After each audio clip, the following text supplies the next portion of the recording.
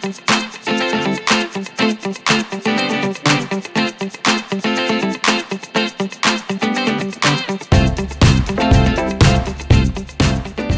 sure for those who know our brand, they know that we're a very progressive company. So of course, mental health really takes front and center in terms of the priorities that we have, especially for HR.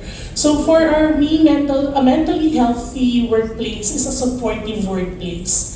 So meaning from top down, from our CEO down to our directors, to our managers, they are very well aware on how to support their subordinates when it comes to their mental health wellness. So for me as HR, processes and programs will remain to be processes and programs if it's not implemented well.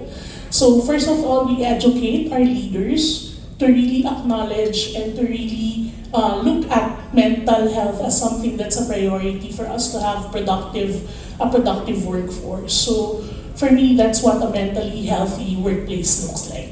Thank you for that. And can you share, how did the leaders respond to this? Did they feel like, this is an additional responsibility, or was there did you see any barriers to getting this kind of support from top down?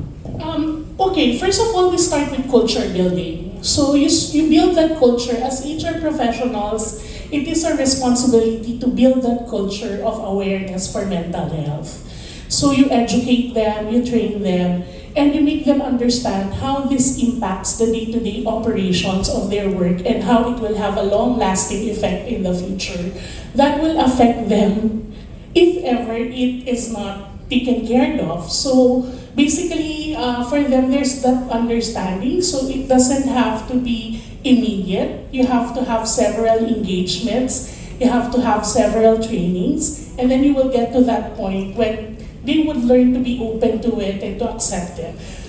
So I guess that's it. And having a very young and supportive CEO really helps because she drives it. Yeah. So yeah. And it's very important that they're champions in the workplace. And and to your point, it's not overnight. Jake mentioned about trust. You build trust over time. And so it's good to see that you have role models in the organization to do that. Thank you. We have Shine here, who is the mental health professional in the room. So perhaps, Shine, you could look at it from the perspective of being a counselor. No? What does a mentally healthy workforce look like in your perspective? Yeah, I actually second what Donabel mentioned, that you have to have the programs. It's not just about having the programs, it's actually implementing them and doing follow-ups. But another thing could also be having a proactive approach in the programs. You just do not put in your counseling when there is a need. It has to be an ongoing service. It has to be from January to end of the year. You have to set in mental health initiatives, your check-in sessions, and all the programs that are under wellness. So it has to be proactive, and you also have to evaluate. You have to ask your team members, your organization, how is this? Is this working for us? Is there something you need more? Right? Because sometimes we love putting in programs, we love doing the contents, but we don't know if people are actually buying it or they're actually learning from it. So we have to have that same voice, that alignment in the organization so that we can say, oh, it's really working for us. Donna would like to add something. So probably to add to that, in our company, we have team norms and ways of working. So we established that early on with the buy-in not just of the leaders but also of the employees in the organization. So from there, immediately you can already set boundaries. Like, let's say for example, we won't text each other when it's Saturday and Sunday. We will and then there has to be mutual understanding between the leaders to make sure that it's implemented. And me as HR, I normally talk to them and remind them if ever they're going beyond what's agreed upon. It's like a contract between you and your leadership team and the employees in the company that these are our ways of working, so boundaries are set and clearly defined. And just, perhaps you can hold on to the microphone, Donna, because you're now talking about, the implementation and how to make it work. In your experience, what has worked and what has not? Okay. Yeah. So technically, it's really impossible to just say that Saturday and Sunday. So we have our negotiables and non-negotiables. So let's say, for example, this is the Christmas season.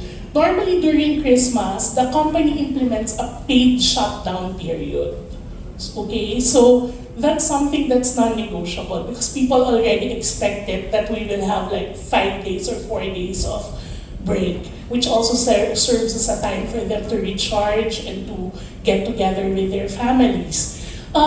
Sometimes there are generational gaps. I think I'll be talking about this more in my talk later on.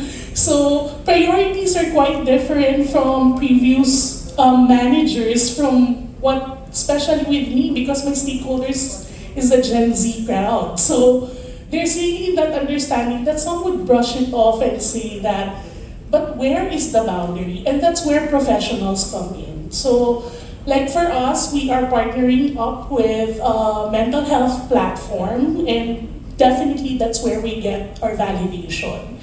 Data is also a driver.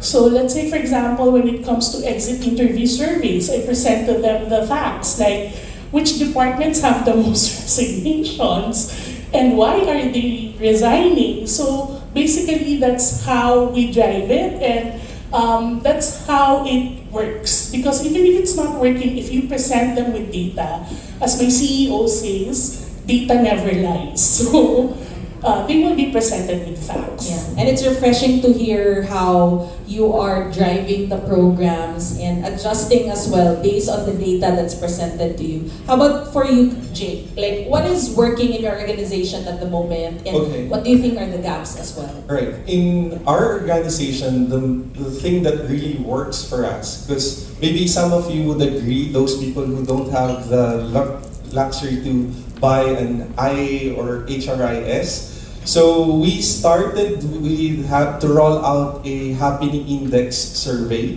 Just a few questionnaires. Doesn't need to be fancy, but it's more of like checking the happiness of your employees. So it could be 1, 2, 3, 4, 5, or 1, 2, 3, or anything that you can present to them. And so there will be a quantitative, and a qualitative would be asking comments or remarks.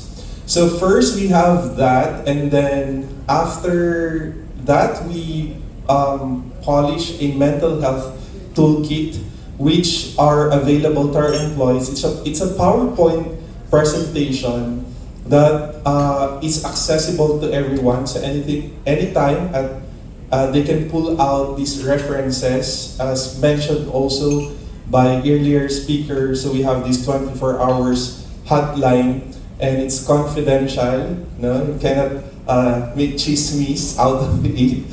So that's very important. And thing that really didn't work is when we receive, right, a behavior or any complaint that this person is undergoing mental health concerns or issues, there are impulses from the leadership team or anyone to roll out immediately what are the actions. So the thing that really didn't work is the impulse of the leaders. So that's what I've handled before. Thank you for sharing. Shine, you've worked with many organizations, and in the last few years, we've actually seen a rise in, I don't think it's just because of the pandemic, no? For us in infant care, where we really have been doing this even prior to the pandemic, it was an accelerator, right? It was an accelerator. People just started talking about it. But for you, Shine, you've been working on this for quite some time. What do you see our organizations doing well, but what can they do better also? It's good that they have the programs. Like yesterday during the workshop, a lot of you shared what you have, right? A lot of you shared that you've implemented programs, the kapehan, all those things. Those are great. And I urge you to continue doing that. But what can be done, like I mentioned earlier, the evaluations. Follow up on your one-on-one check-ins. I think in the corporate aspect, we're so used to when we're at work, it's purely work, right? But you know, the studies in psychology, and I think you've read articles also on work becoming personal, right? Because whatever it is that we're experiencing at home in our families, we can always bring it to work, right? When there's something wrong with our relationships, it's so hard to be motivated at work. It's so hard to do this report and deliver this on time. So it's always related. So where I'm going at is do the check-ins, right? Encourage the check-ins. Your meetings don't have to be exclusively work stuff. Spend 1 minute, 2 minutes on, hi, how's your dog doing? Oh, I love Aboitis kanina said they have the thing for the dogs, right? For the pets. Little conversations like that can very much, you know, encourage the human interaction at work because you know, you cannot just say, okay, we're just working, no, and without even asking or knowing about how's your mom or how's your kids, right? So we have to have the human interaction, connection at work. So it's a call to humanize the workplace once again, no? As mentioned by Shine, in yesterday's pre-workshop, we've really heard a lot of initiatives done by HR in terms of looking after the well-being of their team members. So my question to the HR practitioners, what's the challenge in raising awareness about what you're doing? Like, do you see that people are actually utilizing the services that you're offering, or are there challenges to that? Well, actually, for us, the problem is a lot are really utilizing it because, of course, with some platforms, there are limitations to the number of people that they can accommodate on a monthly basis. But I think it's really driving these programs and bringing awareness to these programs and what support the company can really give them. That's why people are very highly aware that if I need help, I could get help whenever I need it. So let's say, for example, psychological safety is also very important. The fact that we're a startup, so we're a very close-knit group. Everyone knows everyone else. So I guess it's the difference with working with a multinational corporation. So there's really that human connection. So people find it very easy to just talk to somebody. If some of the younger ones would hesitate to talk to a leader, they know that they can go to another leader to talk about their concerns. So I guess in that sense, the program is really being utilized because they know that and they feel safe that it's not just paperwork, it's not just a process, but that there's something that's really being done to implement the programs. And I think for you, you mentioned because it's a startup culture and you also have a progressive leader, so there is really that championing and advocacy in the organization. For our participants here who have bigger organizations and perhaps less progressive cultures, what do you think can they do to encourage people to actually engage and use your programs? I came from a multinational corporation, so majority of my professional life was spent with Shell, okay? So even when mental health was not yet the norm, they were already implementing it as part of occupational health and safety. And as an HR practitioner, what I learned from there was really top-level engagement really helps. You start with the leaders, you get their buy-in, you tell them why it is important. And once you have that, everything is already in place. So as an HR leader, you really have to present your case. You really have to present why is it important, how will this impact the company in the long run, and get the buy-in of your leadership team. Thank you for that. So buy-in, no? Easier said than done though. But I think for as long as it's not just a one-time thing, right? Then eventually your leaders will come around. For you, Jake, what are the challenges for raising awareness on your mental health programs? Okay, so in our workplace or even previous workplace that I've worked for work for, communication is very important. You would agree with me, right? But it's also not easy to communicate with our stakeholders, right? Because when you say buy-in, they would also see the importance of striking the balance about their people at the same time the finances. Okay, so if you are a small organization who would like to engage a third party, that's one, no? But you can see more value engaging that third party from my experience. So the barrier that I faced was our employees, when we talk about mental health and when we communicate with them, is they overuse the word mental health. Okay, so a lot of people, when they are bombarded or piling up the workloads, then they can stress, I'm burnt out, I'm so stressed. Now, in the personal aspects, right, while in the workplaces, we always identify telling them that you need to separate your personal life and your professional life. But again, we value simultaneous experiences of the people in their personal and professional. So when they're depressed in their personal work, then definitely their productivity and efficacy, resiliency, whatever you call it, would also hamper. Okay? So then the organization that I've also worked for, the barrier is they're not really convinced, okay? They're not convinced that mental health could be a game changer in the organization. So, because of their previous experiences, that people, right, are overusing, abusing the word mental health. So, in our organization, usually we settle with what is really mental health and what's also, Ma'am Donabel shared with us that we need to have that boundaries, okay, set. So those are the barriers that we encounter. Thank you, Jake. Shine, my question is actually, can you react to that? Can I add to that? I wanted to add so much. Anyway, another concern or another challenge that we've also experienced, like in Infinite Care, I've been partnering with different companies for years in my past life. HR, it's always challenging because HR sees the need, like what you said, it's needed. But then when you put it up there, there's always the ROI concern, the budget concern. And sometimes we wonder, how can we make it, how can we make it work, right? Another challenge is also, HR comes to us and they say, we don't know what to do. We have this case, we have an employee undergoing distress or having suicidal ideations, for example, what is our next step?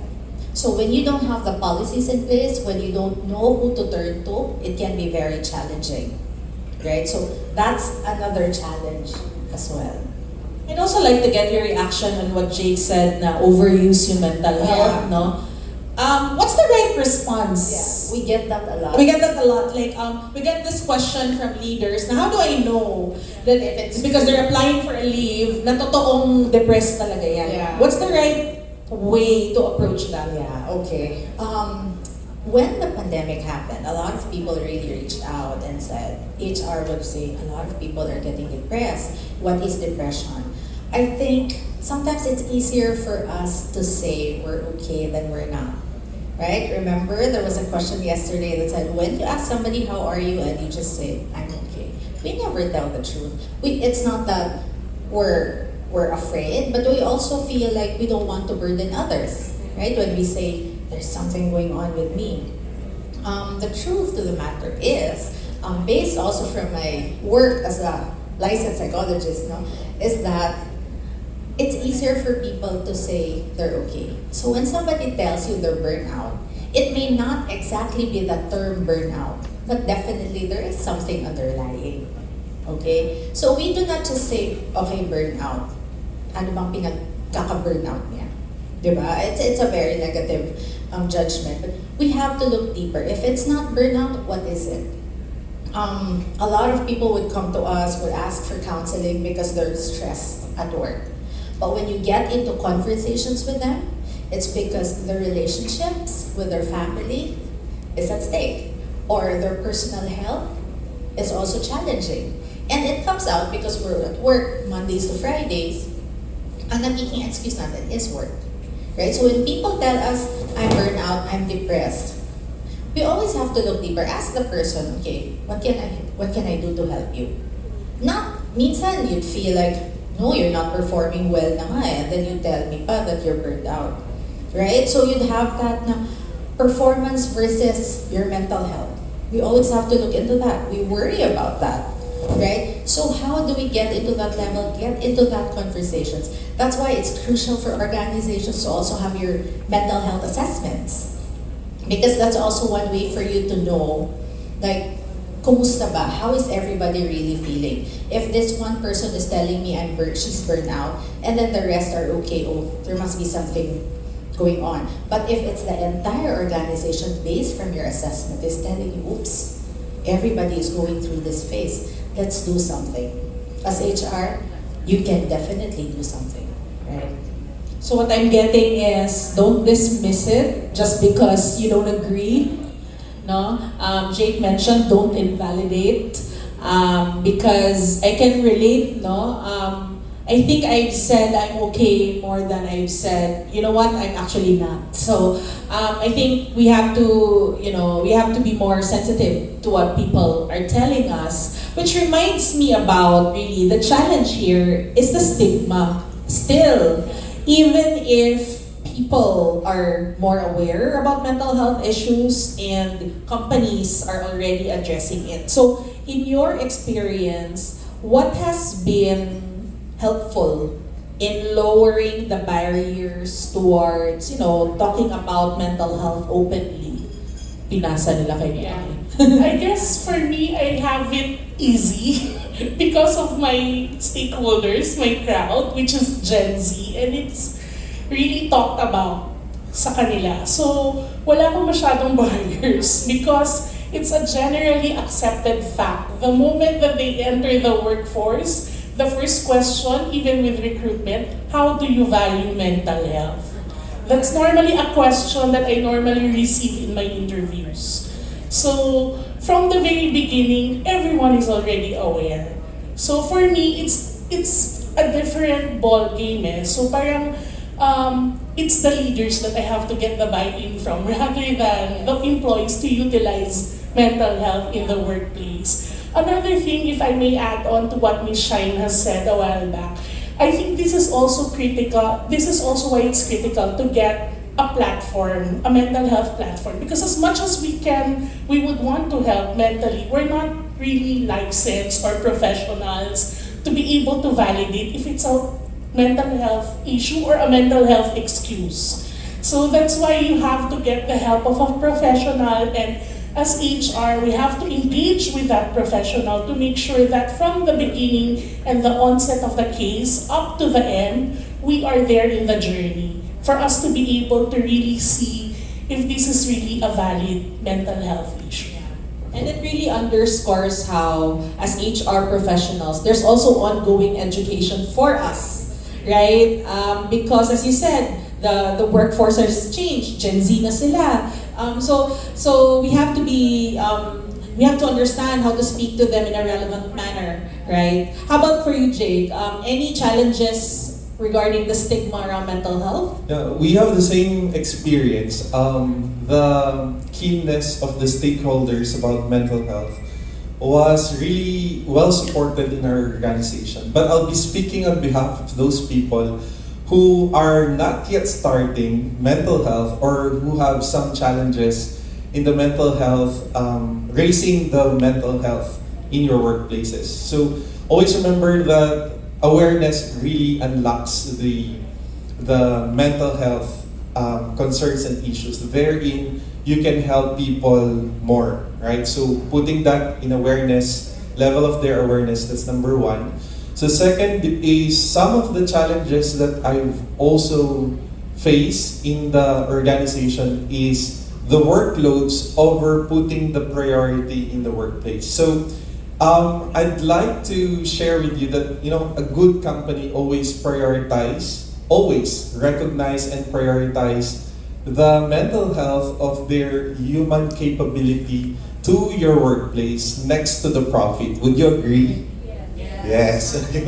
So, in fact, our mental health issues didn't really exist now. Diba? Nangyari yun even before. So those are the generations of X, Y, millennials, and Z, as what also shared with us. So with that gap na nakikita natin, if you are a person who surpasses those, you can be a crying shoulder of those people, but a pillar of people who are really starting their career. Because there are a lot of really happened for the past 2 years. There are career shifters, right? The COVID pandemic and even the post-era na nangyari sa atin. So, there are a lot of things that you can do, but really the challenge is, aside from the prioritization, is yung makita ng organization that we really put priority on those. So, meaning as with the boundaries as well, if you are rolling out a mental health survey or mental health presentation for 30 minutes, you really need to be clear and crystal clear to them that you drop everything first. And it's very hard because some would affect thousands of profits and hundred thousands of profit. If like half of you can do in batches, no? So some of the challenges that we may also face, aside from the DO Order 208, they already implemented this help, but having the holistic approach, because from the mental health issue, it doesn't mean that we already solved that. As what also Shine shared with us, there could be underlying issues from that mental health. It could be your finances, could be your spiritual, it could be your fun that you're not doing something else. But you always need to draw back and go back to your focus that mental health in the workplace can be addressed. Aside from that, then you can move forward to those other underlying issues. Thank you for that, Jake. And for you, Shine, I mean, when you look at, I think they belong to progressive companies. So for the bigger population there who has not yet embraced it, what's your advice in lowering the barriers towards accepting mental well-being activity in the workplace? It actually starts from a personal or individual level, right? You as a human being, you have to also educate yourself as to what is mental health, right? Because we have the internet, we have a lot of organizations, movements to promote mental health, right? For you, those of you who have children, who have, it's everywhere.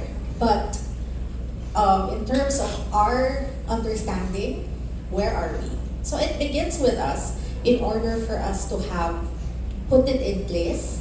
And when actually something happens at work, right, that's mental health related, the challenges, we'll have an open mind. We'll have an open heart, an open mind to look into the case and not say, okay, I don't know how to deal with this, or this is not something that the company can deal with.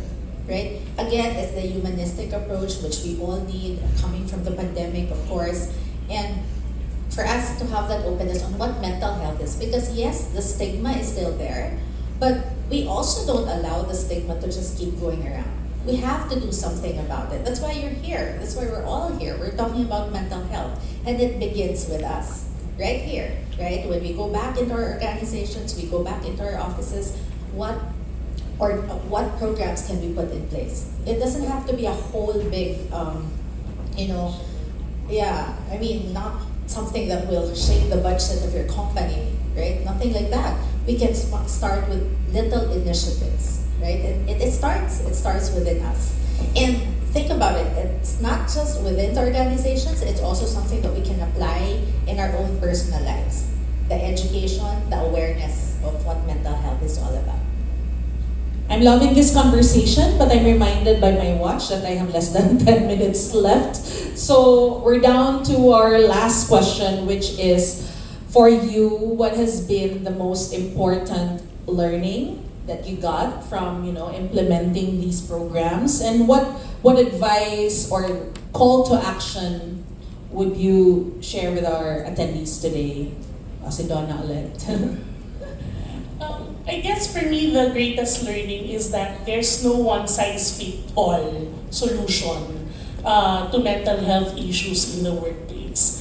You really have to make sure that you engage and that you really drill down to the root cause of the problem for you to be able to provide adequate solutions.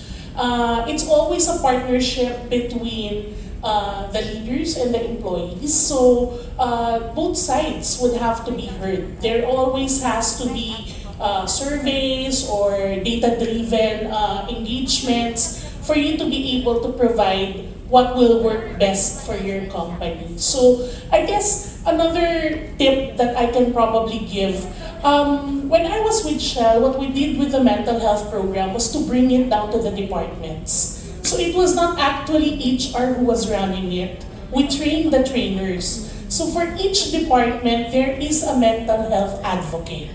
And then from there, that mental health advocate will run the mental health program for their department. So I guess I'm speaking about this for the bigger organizations on what can be done.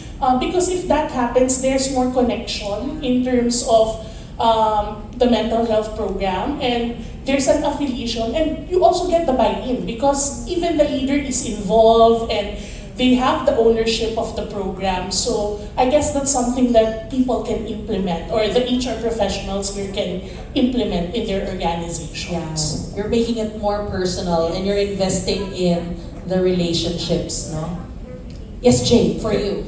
Yeah, something that I really learned, because I'm also a mental health advocate, and as I was sharing with you at the backstage. So something that I really learned is whatever an employee shared with you, the first intake of the problem would be an HR tayo, di ba? So the thing is, how are we going to really future-proof ourselves, or making sure that we are adept and equipped? So that's the first thing that I've learned. Next is your communication towards your stakeholders and even to the whole organization. And I also realized that the leadership of any organization really matters, as what we really discussed earlier on. So you really need to make sure that actually are we in the same company? Wala magkasama sila. Same, no? We activate mental health champions, and the first thing that we really do is the HODs, okay, the department heads. Then after that, of course, you have the buy-in from the middle. So when they see the efficacy of whatever you're running or rolling out in the organization, definitely the leader or the whole organization would say, oh, now this is the norm, that instead of putting it the negative in terms of mental health, maybe you can also have a gratefulness day, right? So instead of sharing all your problems and grievances in your organization, but you can have those recognition. Don't need to be as what I've said, fancy na perfect attendance or anything, but you can have those gratefulness day, and you can turn that into that test, a great testimony, right, to the organization, and you can use those things whether in written, but best if you can videotape it because videos do not lie, di ba? Baka sabihin nila, gawa-gawa niyo lang itong mga testimony niya. So, but AVPs or videos that can share gratefulness in your workplace can add value.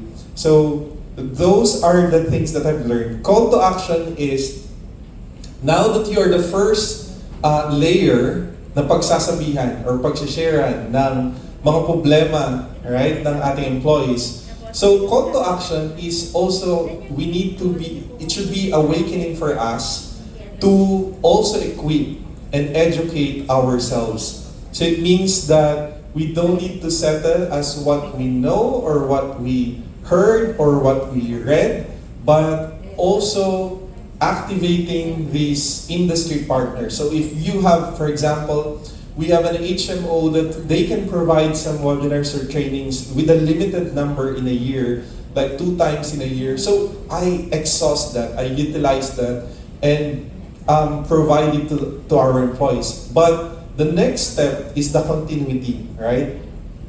So what are you going to do is, after that building up the mental health concerns of the people, then that's the time you really need to activate whether psychologists or the third-party partners that you can work with, so there will be a continuity of the process in the employee experience.